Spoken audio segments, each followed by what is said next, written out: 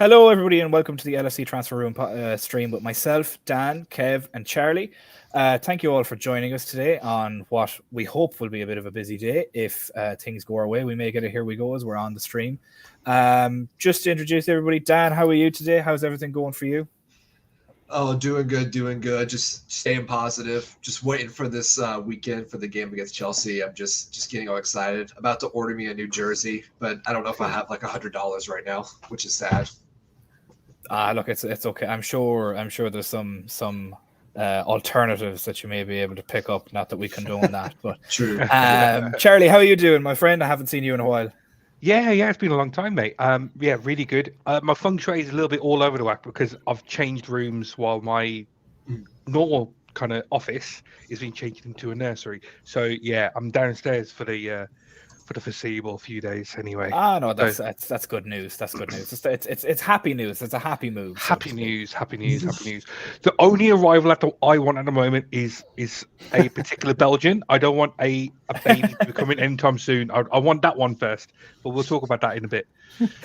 No problem. I suppose it could be a very busy couple of weeks for you. So yeah, Kev, how you doing, buddy? I'm doing relatively better than what Charlie is at the minute, like, do you know what I mean? But no, all good, mate, all good.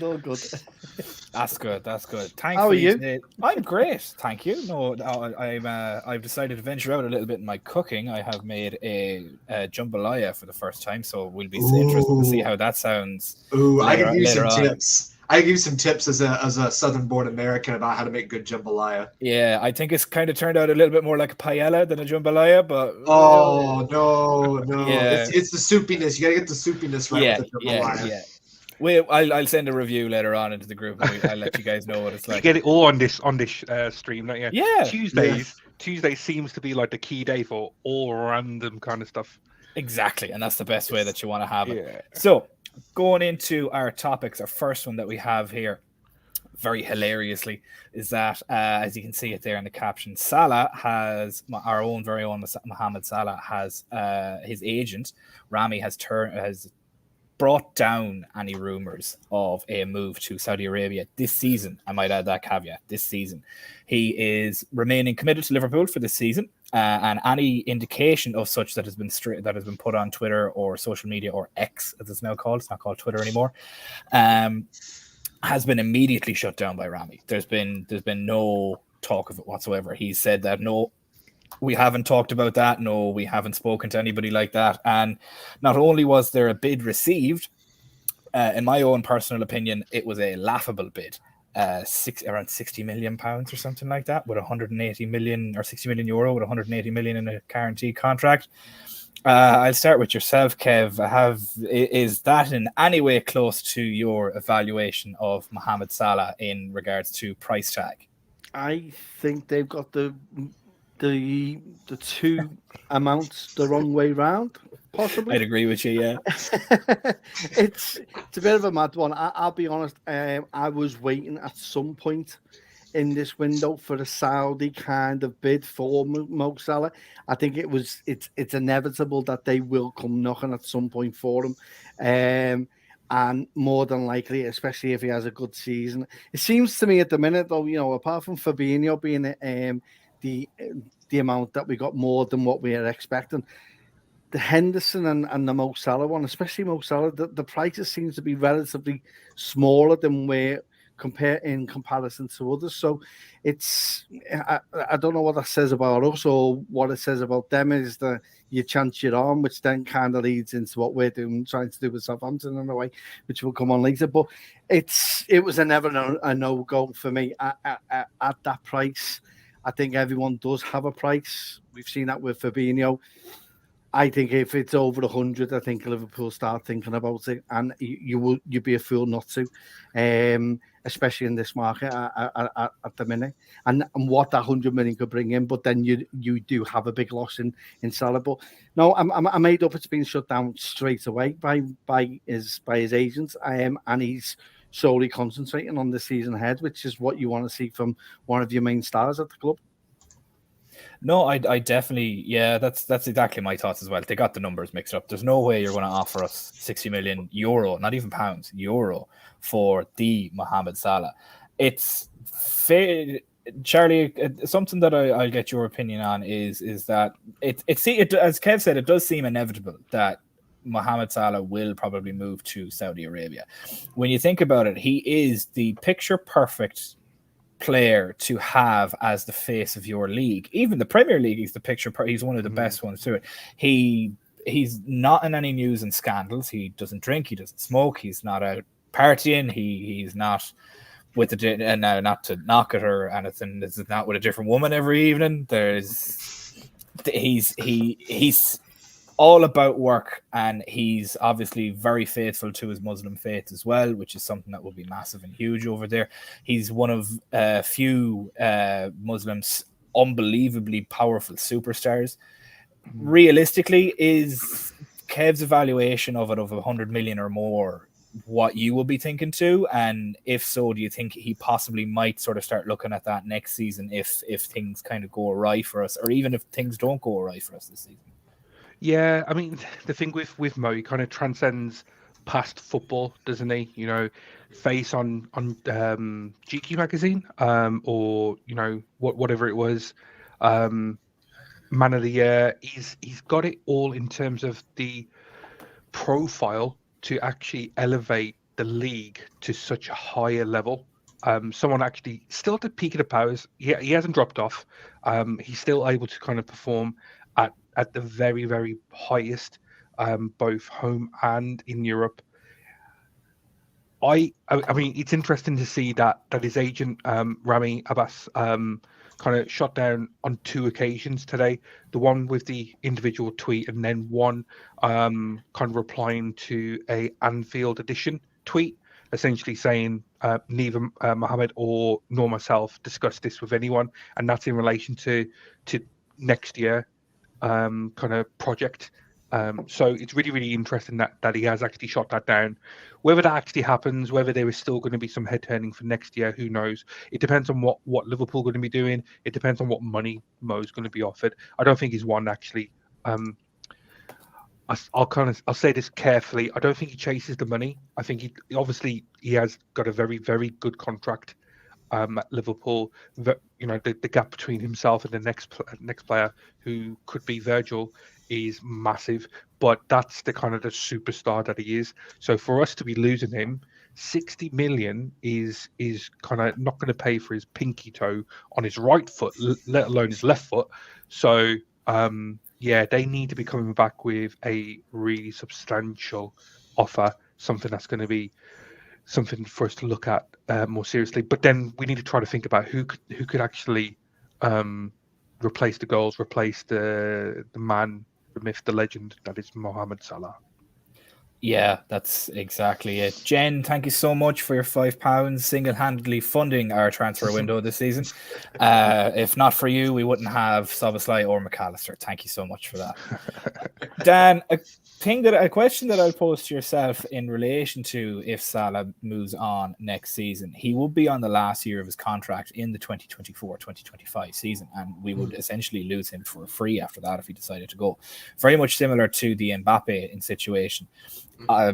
Apples and oranges, I think myself, but in a similar situation that if Mohamed Salah wanted to leave, he could very much want to leave.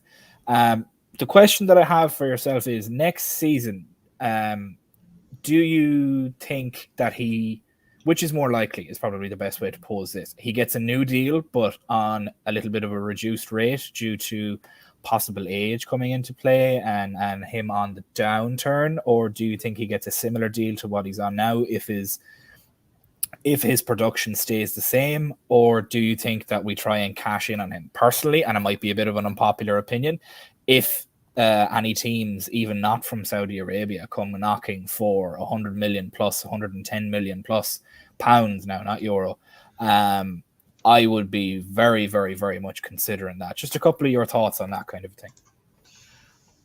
I don't see a world where they offer him a new contract. I think they're going to let him, if they were going to offer him a new contract, that probably would have been something they would be looking at now rather than something they would be looking at next summer where he has a year left. If he goes into his final year, it's usually very rare that we renew a contract, unless it's someone like James Milner, who is someone that every year he signed a new contract and was on a lower and lower and lower wage, and then he eventually ended up leaving because he wanted to play more game time at Brighton.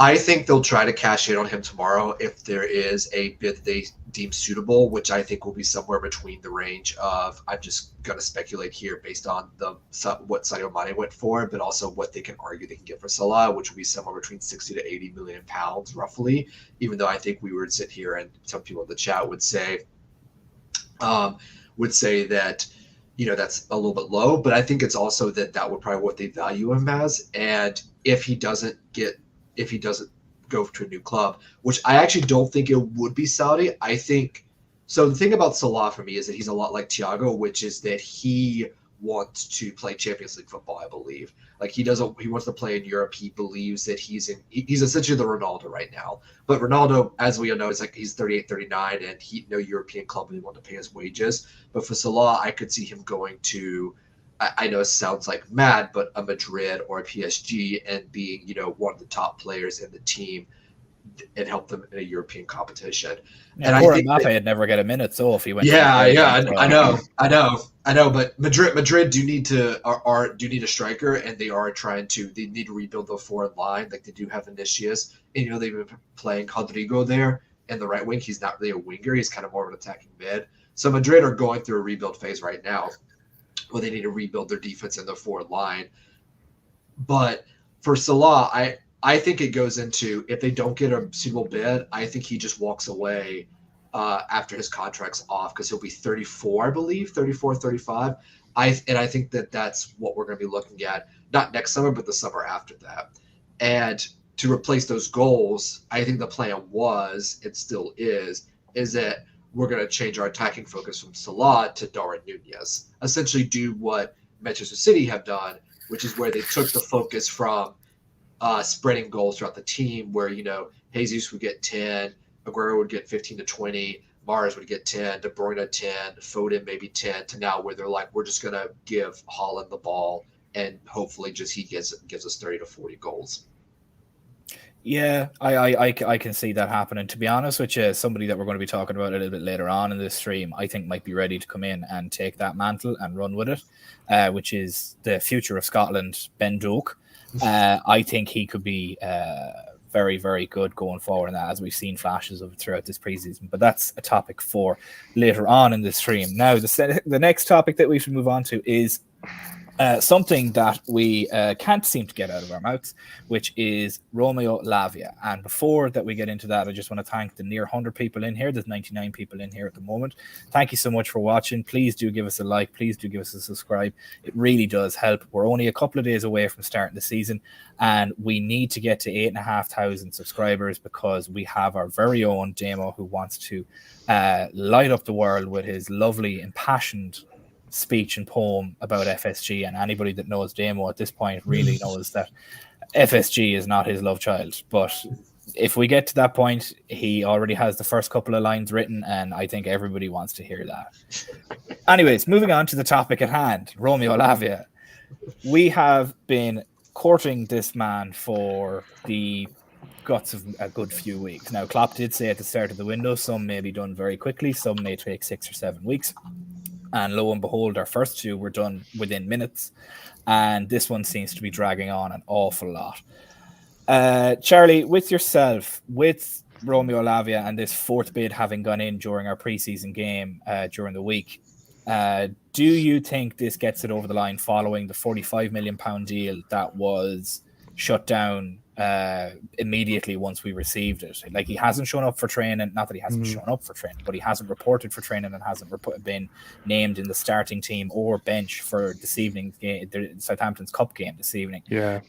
Is this about as close to a here we go as we can get, or do you still have a little bit of reservations in the moment? Yeah, you would have thought so. But then I pretty much said the same thing 3 weeks ago, that, yeah, okay, we'll just get this over the line. It's just a matter of days.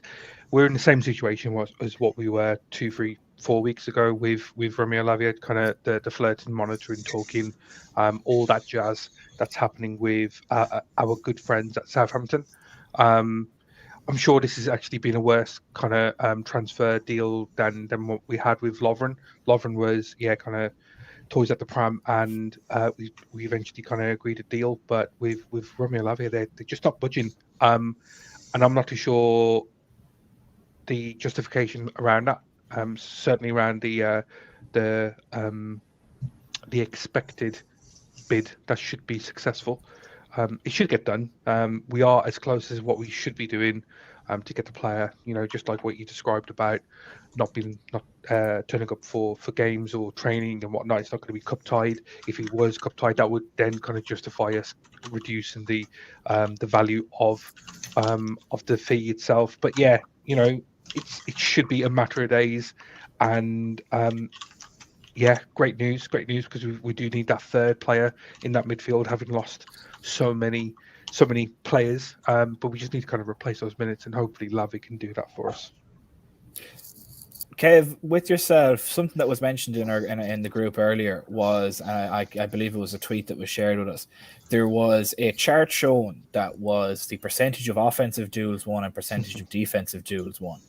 And normally I don't like those kind of charts because it only shows two aspects of a player's game and it can be a little bit misleading. But that's probably one of the only ones that I've ever found that does basically everything that you'd want in a CDM, the guy that can win on the defensive side of the ball and can win you the ball back in a counter press too. There was 3 players up in the top right, which was classified, that's my fucking ball area. That was Declan Rice, Moises Caicedo, and Romeo Lavia. With that wasn't something that we necessarily, well, not so much knew about, but was more so a part of his game that really wasn't at the forefront of what we were looking at for him.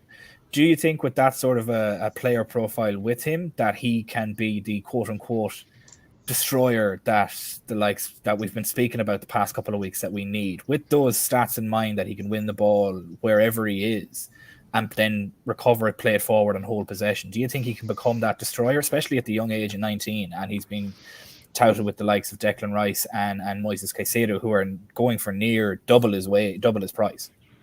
I think that's one of the reasons why Klopp has fallen in love with this player. I think potentially you've got a player who can, in comparison, reach those levels. And I think with the manager and the training that the likes of Klopp and the training coaches can give him, I think there's potential for him to do that. But I think the problem is that we've been looking far too much for looking at his age, his profile as an issue, but the fact that he's 19, the fact that he played for a relegated club. And when you look at that, you tend to misconstrue some of the games he's played. He's had some fantastic games, especially at Old Trafford against United. He's had a decent game against Arsenal. There's the glimpses of what that player can actually do. I'm not saying I've seen him do all this, but it's nice to know, and I think it's part of the reason why we've gone, as what Paul Lindo said before, is that we've gone so far into this that it's actually a point now where you can't come away from it. And I think Klopp is stubborn enough that he'll continue and we'll go up in millions if we have to, but eventually we will get this player. I think he can be a good player for us. He can. I think the fact that he's 19, I think that gives us he's got a bigger ceiling to reach to the levels of the likes of a Rice and of a Caicedo. Now, if we're trying to compare him as now, I don't see him as a destroyer now. Far from it, but I'm not saying that he can't get to that level of player. It's good that with the stats out there already showing that even in a short period as a Premier League player already, that he is in that I want that ball and that ball's mine. And if you get Klopp behind you as well, he's just going to move on and do far better than what he can imagine. There's levels to this, and we've just got to bring the player in. I think this is the reason why we see last night we see McAllister playing a 6, because I think he will be playing a 6 against Chelsea, and it's. But no, there's no reason why this lad can't come in and be an actual true player. But let's see what happens. But it's good to see that the stats backing that up already. So good. I think it's really interesting also, sorry there, Steve, okay. was we had a bit of a discussion in the group, didn't we, around the age of the profile, the age of the player, and there's precedent around there. So essentially what we were getting at is, if the player is good enough, It doesn't matter how old he is. If he's 19 or 35, if the kid is actually good enough to play the way that we want, with the intensity that we actually desire and call for, then yeah, we could throw him in and not have that apprehension against him. It's the same kind of with the Scottish Dynamo that we'll talk about in a few minutes. If he's good enough, then yeah, we can confidently put him into that team and he'll perform. But it's just a case of getting the deal done. It would have been better if we actually got it done a lot sooner, because then it would be available to us, next week. But by the by, I think it's just the age of the player doesn't really make a difference these days now. I think as long as he's good enough. Yeah, that's it. If he's good enough, as somebody pointed out in the comments, I can't remember where it was mentioned. If he's this good and this productive in a poor Southampton side, imagine what he will be like with better supporting players around him, the likes of McAllister and Szoboszlai in front of him, and then Virgil van Dijk and Ibrahima Konate sitting behind him, and then Trent in his double pivot when he comes in beside him. It will give him all of the opportunity to grow. And on that point, as Kev mentioned, Dan, that he has a similar ceiling to Caicedo. Jay thinks that he has a higher ceiling than Caicedo. Would you be in agreement to that? Do you think he can reach higher levels than what Caicedo could potentially reach? Do you think we have if Lavia does join us, and here's a bit of a hot take, do you think he could reach Rodri levels of a CDM, or do you think that's the aim that we should be looking for? Do you think he can reach those kind of levels? Oh, absolutely. I don't think they would be in for him if they didn't think he could be Rodri levels. And I think Rodri is the best defensive mid in the world right now. Like, I know people will argue that's Aurelien Tchouameni, but Rodri blows Tchouameni out in all categories. I mean, Rodri is pretty much the perfect midfielder. He can pretty much do anything you want. He wins headers. He tackles the ball. I would say the one weakness he has is that he's not as good running back to goal as he is playing forward. But, at City, when you have a lot of the ball, that's what you want. Obviously, I think Lavia's ceiling is very, very high. And I think it's been very telling this saga, because normally what happens is if we don't get a player that we think is at this price, we'll move on to another target. I think the fact there has been a lack of alternatives is reflective of a few things. One, I think Liverpool don't think there's a lot of value in the market right now, and there aren't really a lot of players that they rate to come in and play six. Two, I think that even though they've been negotiating, and as annoying as it's been these past few weeks, I do think that they've seen Lavia as that he can solve a lot of problems for them very quickly. Three, and I know I've seen this a lot with accounts on Twitter or X now, I guess, people like Sam McGuire and everyone else who's arguing that we should be signing someone much older. I agree with that argument in a general sense, and I think that was the plan. I think the plan was that they were going to sign a Lavia-type player and Paulinho at Fulham, but then Paulinho gets injured. And then Fulham also wanted 80 million pounds, so I think that idea was put down as soon as he got injured.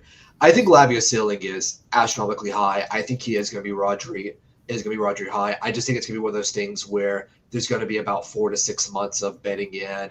And then once he starts to click, I think he'll be absolutely amazing. It's interesting you brought up the stats chart where it compares two things. It's a very bad way of comparing a player because you're just looking at two axes. When usually when you evaluate players, especially statistically, you kind of look at their radar, what do they bring in approach as well. Where Lavia needs to improve on is mostly progressive passing and everything else, but he was playing in a very, very poor Southampton side. They went through 3 different managers from 3 different styles from Ralph Hasenhüttl, Nathan Jones, and then the other guy as well. So I think if, we've been talking about how imminent it's going to be. For me, if this is the player they think is going to solve the problems and allow us to transition into our next phase as a Liverpool team into Klopp's new side, I do feel like that, whatever they can get him for, they get him for. If this takes an extra few days for them to negotiate a final deal of, let's say, 48.5 million pounds, rising to 52.5 with add-ons, which is probably what it's going to be, I think that's, if he's your next defensive mid for 5-6 years, I think that's a deal that Liverpool are going to be all over. Yeah, I think he has the potential now. I say the potential to be one of the best centre defensive midfielders in the world, never mind the Premier League. I wasn't too high on him when we first were announcing him. I thought maybe we could have had better options, the likes of a Thuram or a Manu Kone, who's just gone back to training after his knee injury. It wasn't as severe as they thought. But he's grown on me. I've watched an awful lot of his tape. He's quite contrary to your point, and he is actually quite good at progressing the ball forward. He's recovered the ball an awful lot in the midfield, and he's quite quick and quite good at just head up, sees a pass, delivers it. Yeah, I don't think it really much show. I think the stats lie a little bit in that he is actually quite a decent forward passer with the ball. Absolutely. I just mean like in a general sense, that's mostly down to a team style. So this is the thing about like comparing stats, is that a lot of it is dictated by context. And it's interesting that you mentioned Thuram and Kone, because I think we were linked to them much earlier in the window because we saw much potential projects we could develop.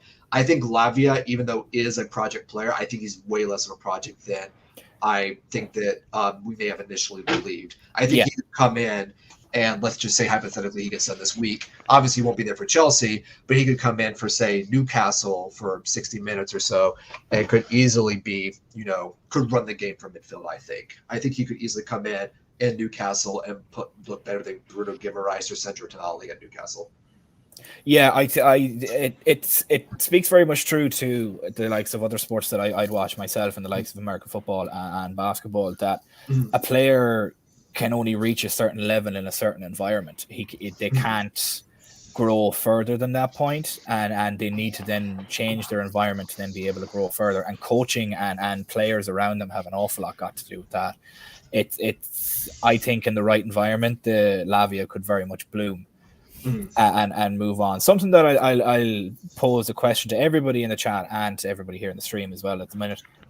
We don't have any amounts on the bid that was placed during our preseason game the other day. I'll go around and I'll start with Kev first, then I'll go to Charlie, then I go to Dan. How much do you think we've offered this time, considering the £45 million deal, inclusive of add-ons, was turned down? I think it'll be close to either 47 or 48. I can't agree with Dan. It may go over the 50 mark with 5 million. I've always said it'll be about 5 million in add-ons, and it'll be realistic add-ons. It won't be, if Liverpool play the first game in Mars, or if you win 6 Ballon d'Ors, we'll pay an extra 4 million. So I would say it'll be close to about 47, 48, and the rest will be in add-ons to bring it up to about 53. And then it'll get done. I think the concern for Liverpool is probably now the structure of what that will be, and how it entail, and how much we're going to give Southampton up front, and how we're going to structure the deal. But I think it'll be roughly about that, I think, personally. Charlie, are you in agreement with that? Or would you think it'd be a little bit more than 50, or do you think 48 is the magic number? I think that's quite reasonable. 48, and then some nice add-ons, realistic add-ons, just like what Kev and Dan have said. I agree with that, definitely. Dan, would you be of similar mind, considering 48 is the magic number to get Southampton, and they're 40 million, and the 8 going to City as their 20% clause? Do you think it's more than that, or do you think 48 in total? I think 48 is the magical total, and I would imagine also they've probably negotiated decent wages for Lavia as well. It's very interesting when we talk about transfers. We think of totals and sums, when in fact, and this goes back to Dr. Ian Graham, who was our head of stats for a few years before he left just this past year, and we have a new guy in right now. That when Liverpool look at transfers, they look at value year on year. So they do your transfer fee, and they do your agent's fee, and they do your wages packaged into a year by year. So I think if we have 48.5 with 5 million add-ons, even though those add-ons do add up, pun intended, it's because we do such an incentive base. I think it'll be the magic number that gets over, because we may not end up paying as much up front as we may initialize, but it becomes a more expensive deal. Let's say this year, hypothetically, we win the Premier League and we're back in the Champions League, or we win the Europa League. Yeah, that's something that we did discuss at length, and it got fairly heated in our group in relation to how much we pay Romeo Lavia. Poor Charlie had to leave because Dad and Dad were fighting in the group chat. But, I think it'll be about 50. I think it'll be about the same as Luis Diaz. I don't think it'll be the same as Mac and Soboslai. I think that because where they rate them and where they're at in many ways, and I think that Mac McAllister and Soboslai's wages look absolutely like amazing compared to what United are paying, like, Mason Mount. Mason Mount, Jesus Christ. Like, if I'm going to pay Mason Mount that much, I'm at least going to take him home with me a few days. Like, I need to share him with the wife. Like, this is too much.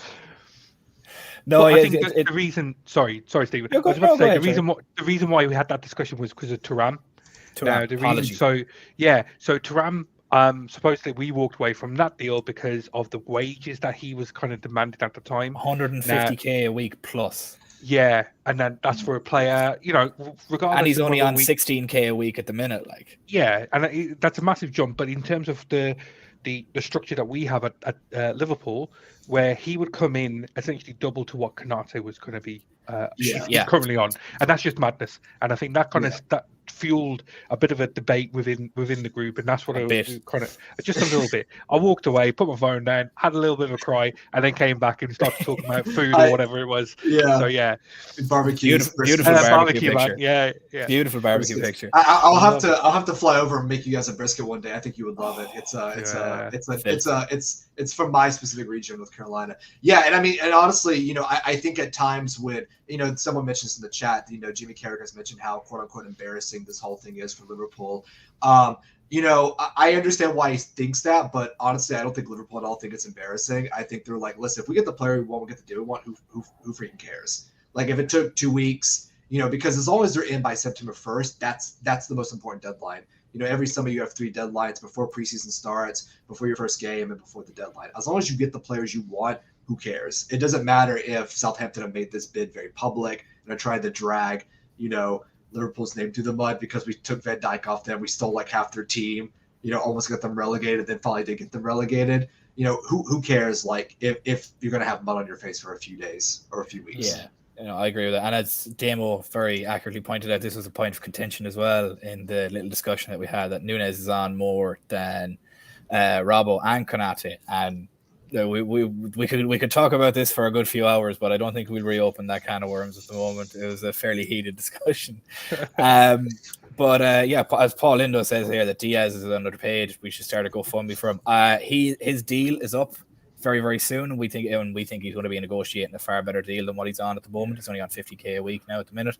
We say that as if he's living in poverty, like he's on what most people earn in a year and a week. But he needs a good season though. This is the thing about Diaz. He's in a contract year season. So if he performs, then I'd agree with you. I'd 100% agree with you on that. So Lavia talk over. We'll bench this now until we get a here we go. Hopefully by the end of this stream, if we do get a here we go. In relation then to speaking of transfers, and unfortunately somebody that has decided to reject us, which doesn't often happen. It's usually that we can't pay for them, not them rejecting us. That usually is the case. Kieto Nakamura, who plays for the Austrian side LASK. I hope I'm pronouncing that right. I've done German in secondary school. I should be able to pronounce that right. Rejected a move from Liverpool. What their proposed deal was is they were going to pay LASK €7 million, and then it's okay, Damo. We get it's all love. Don't worry. We were going to pay LASK €7 million, and then eventually loan him back and let him stay there for the season. Now, I've done a little bit of digging on Kieto Nakamura myself. Not sure if you guys have as well, but he is a midfielder for the Austrian side who started off in the Japanese league. He's Japanese national. Last season alone, he had 18 goal contributions. 14 of those were goals, 4 were assists. In his total career, 4 of which 6 years have been in the Austrian Bundesliga. He has 36 goal contributions. I think 26 of those are goals, 10 are assists, and none of them are penalties. And he's a midfielder, and he seems to be scoring goals for fun in that league. He would have been a very interesting buy, I think, but unfortunately he wants first team minutes, and I don't think he's good, but he's not good enough to get ahead of the likes of the players that we have there at the moment. With regards to Kieto Nakamura, Charlie, were you aware of him at all? Have you any knowledge about him at all? Would he have been, given what I've just given as a brief description of him, would he have been somebody you would have been interested in at that price, even to loan back and then get him in a year or two? Or do you think his pre-contracted agreement with Reims in France is just let him go and let him tear up the French league at this point? We don't necessarily need another younger midfielder to be a project. 23-year-old left winger, right footed. We've got plenty of those, haven't we? At the club. The problem would have been for him if he were to come in, and it's very, very similar to what we've had with Carvalho, a young, very gifted player that could come in, but not necessarily going to get the minutes at the club, and therefore he's going to be in limbo. We saw it with Minamino. We've seen it with a number of players at Liverpool where they come in and they can't really grasp their chance. So as good as it would have been, we're probably going to be using that as a bit of a flip. So we get the player on the cheap and then try to get a bit of a nice profit, double our money. And it's not a bad thing. Chelsea do it all the time. City do it with their youngsters. They're making millions off the young lads that they've got going on. So yeah, it's probably smart business, but I don't blame Nakamura if he wanted to reject that type of deal. If he wants to kind of see his minutes elsewhere and then go to another club, top European side at a later point in his career. Yeah, I had a bit of a discussion with Charlie about this. The other Charlie, not the Charlie that we have in the stream at the moment. One of many Charlies that we have, but none are. They're all special in their own way. I had a bit of a discussion with Charlie about it when he was letting me know about the news, and I think it's very much that he's going to go and tear up the French league, and then we'll look at him in 3 years' time. We're like, yeah, we'll pay 80 million for him, no bother. We say in Dreamland. Kev, with the likes of Nakamura and him being sort of an attacking midfielder, left winger, as Charlie mentioned, with his right foot, was there any hope of him fitting in anywhere? Do you think that he could have? It's not usual for a player to refuse Liverpool like that in terms of first team minutes, but as Jay Muse mentioned, he probably seen what happened to Minamino and decided to avoid that bit of a circus show. And that, do you think, is this somebody that you think we'll be regretting not pushing for in a little while? Or I'll be honest, unless he tears up the French league and scores about 40 goals and does a pay, then yeah, we will be kind of gutted that we have missed out. I don't think we're in a position to give any youngster any kind of condition to say you are going to be guaranteed minutes. I think the only difference is this season is that we're playing in the Europa League, so there's possibility of turning around to youngsters and saying, well, we can give you European football this season, because there's more likelihood of doing it this season than ever because it is the Europa League. So I'm 53 appearances at LASK, 20 goals since 2021. On paper it sounds like a good thing, but that's an Austrian league. And we've seen what Minamino looked like when he played against us. He looked class, but then when he came in, he was struggling for not necessarily pace, but he lacked confidence. He also didn't have the physicality to deal with the Premier League completely. So it's all very well buying these. I do think it is a bit of a flip. I think Liverpool have seen it and thought, well, we can cash in for someone for a younger amount for €7. Bloody hell, you can flip him for about 15, 20 million. And that seems to be the way that we are making our money from our transfers, which is a bit of a crude way of doing it. It's a bit like saying, well, we like you, we'll take it on, but if you can't get into this team or this squad, you're gone the following season. It was a non-starter for me, unless he starts turning up the French league, which I hope he does for himself. Do you know what I mean? But we may look on back of it, but we've got, as Charlie said, we've got far too many players in that attacking left side, and players who are playing in the middle, who predominantly go on that left hand side. It just doesn't kind of make sense for me. So, no. I'll come to regret what I've said. Well, let's hope not. I would be in agreement with you, unless he goes and absolutely tears up the French league and, as you say, gets 30-40 goals. I don't see this as much of a loss, to be perfectly honest with you. Dan, with yourself in relation to the depth that we have at those positions on the wings, and that for once in the past while we're actually very happy with our front line, and it's not the issue anymore with depth there.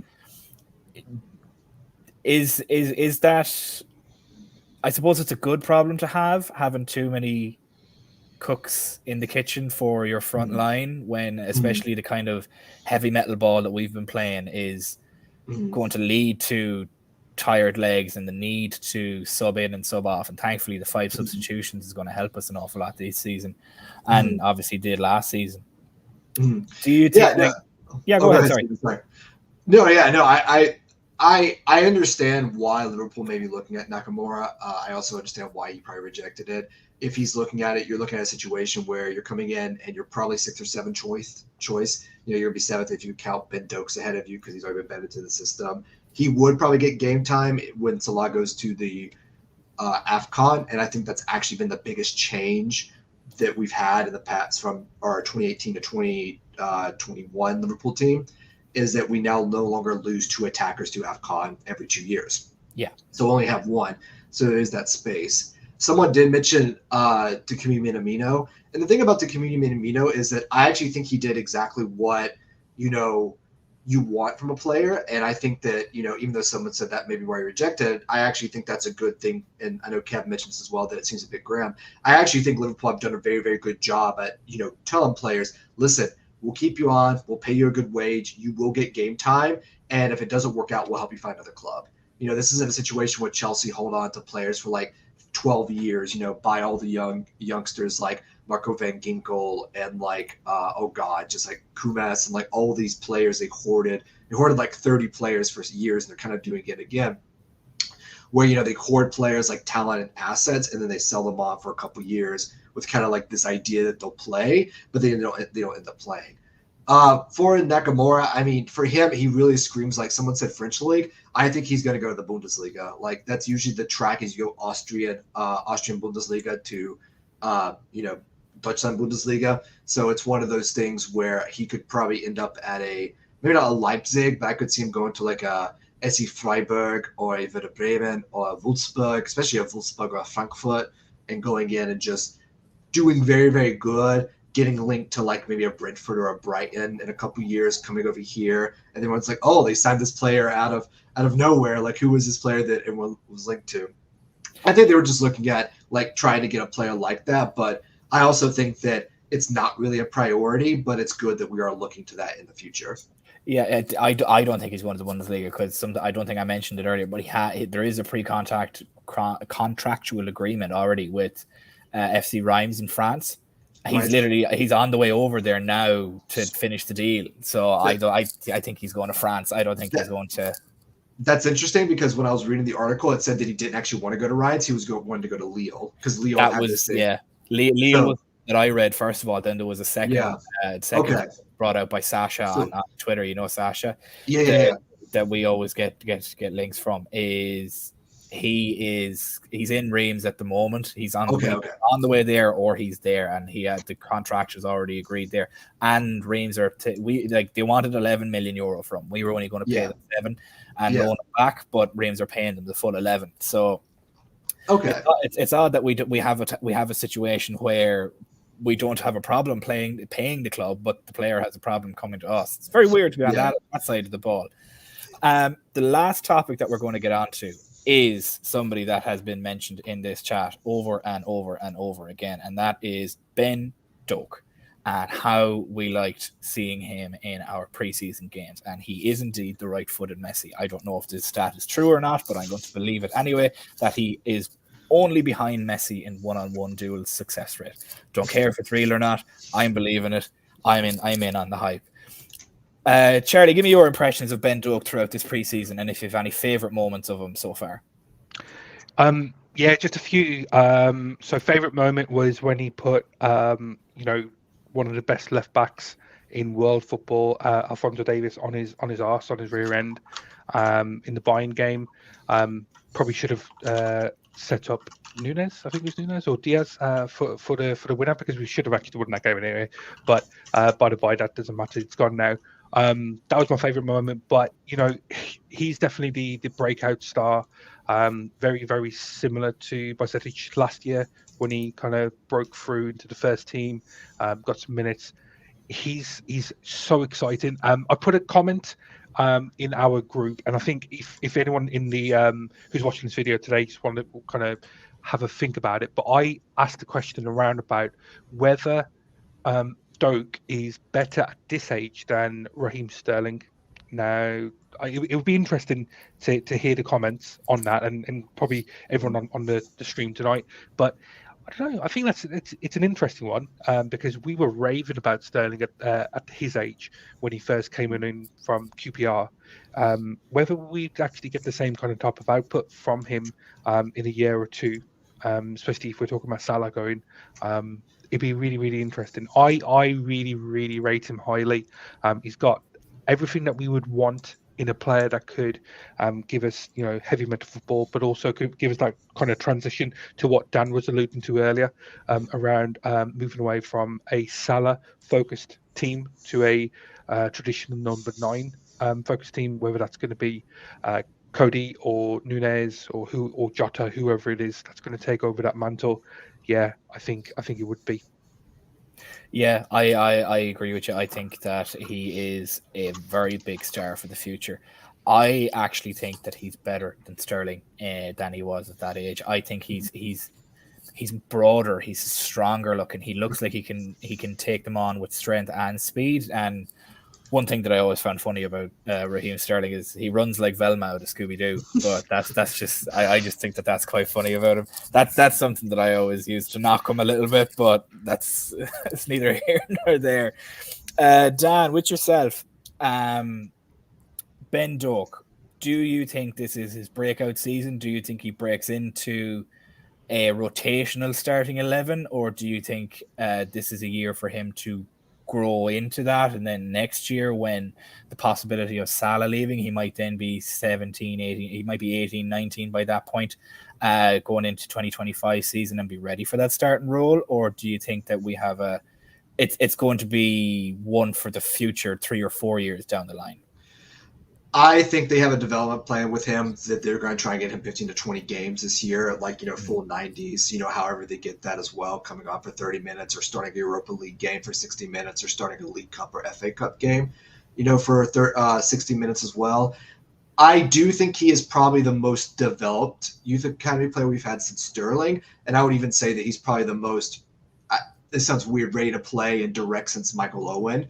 Obviously, his finishing is not Owen-esque if you go all the way back to the 90s, which, I was almost not born yet. But he is probably the most ready-to-play youth prospect there is at this moment. Now, obviously, like his finishing, his final decision-making is something that needs to improve on, but that's always something with youth players nowadays, is that because we play the way football is played nowadays versus in the 90s and 2000s, instead it's very heavily based on, what is your role in the system? What is your final decision making as well? And then I imagine next year, if Salah goes, I think they're still trying to keep Doak on a 20 to 25 game. So they want to add like 5 to 10 90s per season before he's ready to take on the full mantle. I would be worried if Salah leaves next year and they immediately say, okay, we're starting Ben Doak every single game, because I would be worried that seems like a very not the very slim plan. But I could very much see a situation next year where he splits minutes on the right wing with Dominic Szoboszlai and himself, and possibly even Fabio Carvalho, who's going to come back next year out after his loan from RB Leipzig. Kev, with the preseason so far and how Ben Doak has very much impressed, and we've all been very excited to see him on the pitch, he reminds me very much of I can't pinpoint the exact player, but when you just find a player that you love watching and you feel excited when they're on the ball. That sort of a feeling reminds me actually of Luis Suarez, that you were excited when the ball was at his feet. You didn't know what he was going to do. And this kid is 17, coming up to be 18 later on this year, and he's putting fear into grown men that are playing professional football for years at the right back position and the center back position, and he's making fools of them. And it's absolutely beautiful to watch. With this season coming up for him, do you think that what's the best way to put this?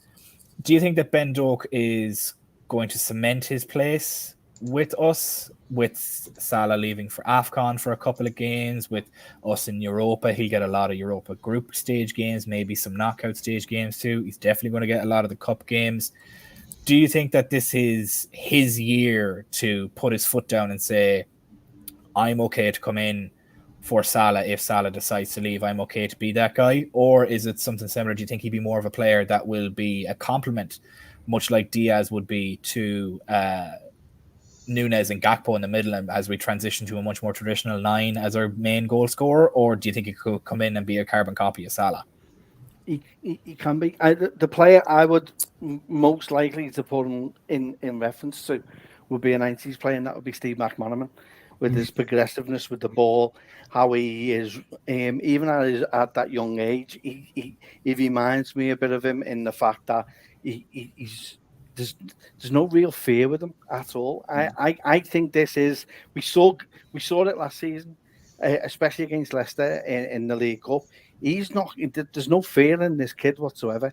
I've even in the Champions League game, if you look at his goal against Rangers last year, that sums up how good this kid is. Now he's tenacious. He's a little terrier in there, and he doesn't care if you. I was at Deepdale yesterday. He's getting kicked, gets up and just gets on with it and runs at them again. There's no fear in this lad. I think the good thing about us is we've got 2 options next season with the AFCON. You've got Szoboszlai who can play there, and you've also got Ben Doak as well. So depending on how well Ben Doak is doing in the season, as I've said, this is the season where you'll see the majority of the youngsters playing in the Europa League, and rightly so. And he's one of them. Him and Bajcetic, get them game time. That's how you get them game time, and then bring them on for about 10-15 minutes. Can you imagine him coming on the last 10-15 minutes of a game against a low block side, or even against a Man City? Even there's no fear in this lad at all. The only thing he needs to work on, and why I put him in similarity as McManaman, is he's good at taking players on, but he takes one more. He takes two more touches than he needs to. He takes one person on more than he has to, and I think that will come with him. I think that comes down to him playing more with this team. You'll see him playing and getting a little bit more mature with his game. But there's no question, this lad is here to stay, and he is going to be phenomenal. And this season, we're going to see, we're going to be frustrated with him at times. There's no doubt about that. But he's young, and he is just still learning the game. But you are going to see a quality. I wouldn't put him in the Suarez league as of yet. I put him in the McManaman style of player who was that old winger who could just get the ball, he'd give the ball to, and he'll just fly up the wing with it and just take players on. So it's going to be great watching him this season. Bajcetic, and even Conor Bradley as well at right back. We've got and Quansah at the back as well. He looks a really good centre back, and give him a bit of time. There's enough, and this is why I keep saying there's enough versatility in there and enough youngsters who you can actually rotate around that allows us to prioritise the league more than what we need to. So for me, I'm going to use your line there, Kev. There's 29 games between potentially. You know 26. No. There is 29. Let's not say potential. Okay. No. There's 27 at the minute because there's only the third round of the EFL. So for me, I only use that is because if we're looking for the season, you're looking at 63 games. And this is the only season where you need to have a bit of rotation. I think we just miss a few squad players now because we've got enough players for the rotation. We just need a few more players in there who can give us more minutes on the pitch. And especially with the young players, you've got the Europa games. Yeah, exactly. Bobby Clark's another one. Another great little player to come in. There's a few that you can actually handpick and play in these games, especially if you put long trips in Europe. We may get a long trip out. Why are you taking Alisson? You don't need to. Take Kelleher, take Quansah, take Gomez, take whoever. But the reason why you prioritise that, because we need to look at also as the games around Europa Leagues, who we're playing before and who we're playing after. I think we've got the derby in one of the games before or after one of the rounds, and you've also got Man City as well. So there's hard times where you've got to start prioritising, and that's where I think in the priorities it's low down for me, especially in the early rounds. Yeah, I would be. I think depth is going to play a massive key in this, which is why I think the likes of Newcastle, Brighton, Arsenal, and Man United, and Chelsea and Spurs. I think all of them are actually going to suffer a little bit this season. Obviously, Chelsea and Spurs don't have Champions League or Europa League or any sort of European football, but I think the new boys coming into that European football that haven't been in it for a number of years or ever, the likes of your Arsenal, your Brighton, your Newcastle, that haven't been there for quite a while, I don't particularly think that they're set up to deal with 60 plus games a season, and I think injuries might come into a factor there. Not that we wish them on any player, but lo and behold, speaking of injuries, we have Nkunku, who suffered his knee injury, who's out for 16 weeks, and that's not going to be 16 weeks. That'll be closer to 18 to 22 weeks, given the mental side of it having to come back. I believe it was his MCL that went. So that the mental side of that'll have to come back will leave him out till after January, if even. I think you can basically chalk him up to a lost season this season, because he won't be back in time, up to speed in time to make much of an impact on Chelsea's season this season. And with Arsenal as well losing Gabriel Jesus, I think they've suffered a massive one there too, which is, I think they're going to falter. Those teams are going to falter a little bit in European football due to lack of depth. It's all well and good spending £105 million on Declan Rice, but if that's the only person that you have there, along with some other fellas to fill in, you're not going to go far, or you're not going to go deep into competitions. You might get far in the league, but I don't think he'll do very well in any of the competitions. Now, it's a saving grace that Premier League sides kind of fall into the FA Cup and everything like that a little bit later on in the seeding, but even so, I think the teams that have been geared up for European football for the past couple of years and already have that instilled into them will do very well this season, but others, I think, might falter a little bit.